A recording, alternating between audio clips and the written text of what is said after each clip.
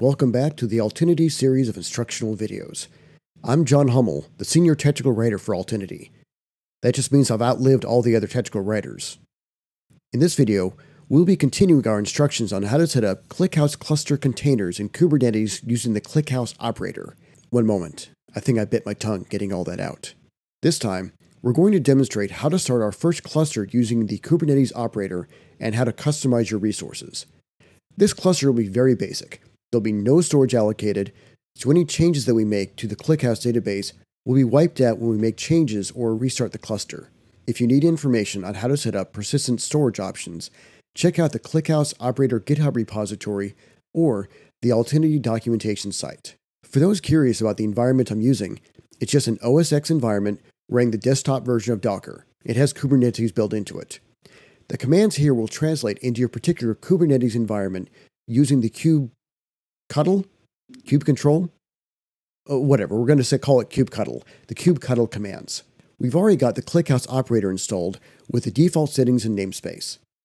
And we can show that by checking the kube system namespace with kubectl git pods namespace kube system. And there's our ClickHouse operator. Next, let's install our clusters into a specific namespace so it's easier to track. The goal here is that as we demonstrate how to update your ClickHouse clusters, we'll use the same namespace and cluster names, so each time it's easy to show the changes. Let's create our namespace called test. I know, totally original, but it works. The command is kubectl create namespace test. And we can verify it's empty with the command kubectl get all-n test.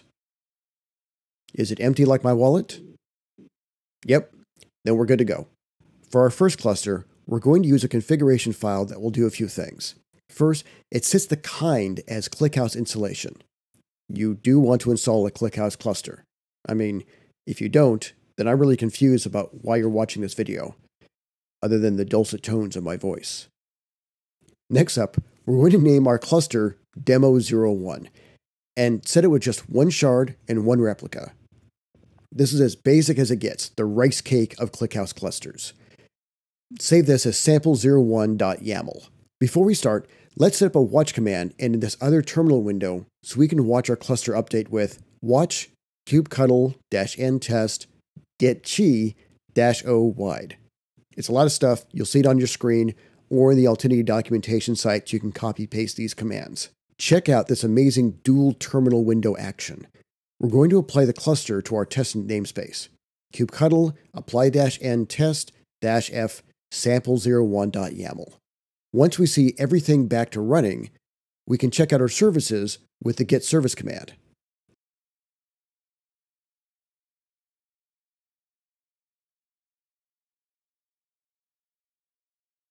kubectl get service-n test. There's our cluster and our load balancer. Let's connect to our new ClickHouse cluster database. We'll go over two ways of doing that. The first is to exec directly into one of our clusters. kubectl-n test exec-it, the name of the cluster, ClickHouse client.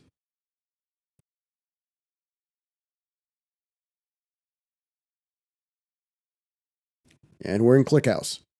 We can start issuing the SQL commands like select all from system.clusters.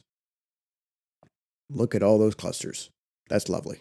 The other way is using the ClickHouse client or some other IP connection. We're running a precompiled binary for the ClickHouse client on OS X, so the commands are slightly different than what you'd run under Linux, but if you need more details, check out the clickhouse.tech site. If you watched the other video on installing the ClickHouse operator, you might recall that the configuration file contains defaults that you can adjust. If you didn't see that video and still recall these details, perhaps you're a psychic. Either way, the default credentials are installed under the ClickHouse operator are set in the ClickHouse credentials section of the configuration file. In this case, the default operator username is ClickHouse_operator, and the default password is ClickHouse_operator_password. We'll connect to our cluster using the load balancer's IP address. In this case, it's running on my local system, so it's just localhost.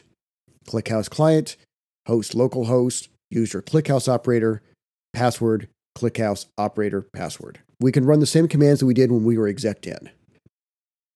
Before we stop for the day, we're going to show how to update your cluster in multiple shards. Not replicas, don't get too excited, that's covered in another video, or the Altinity documentation site for those who want to skip ahead. Let's take our configuration file and update the shards to 2 shards and save it as sample2.yaml. Keep an eye on our watch terminal as we apply our new configuration file. kubectl apply -n test fsample2.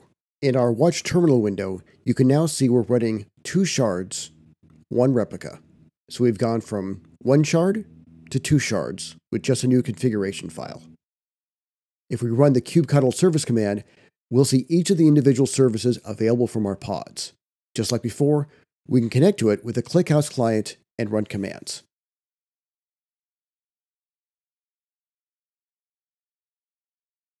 That's all for this video.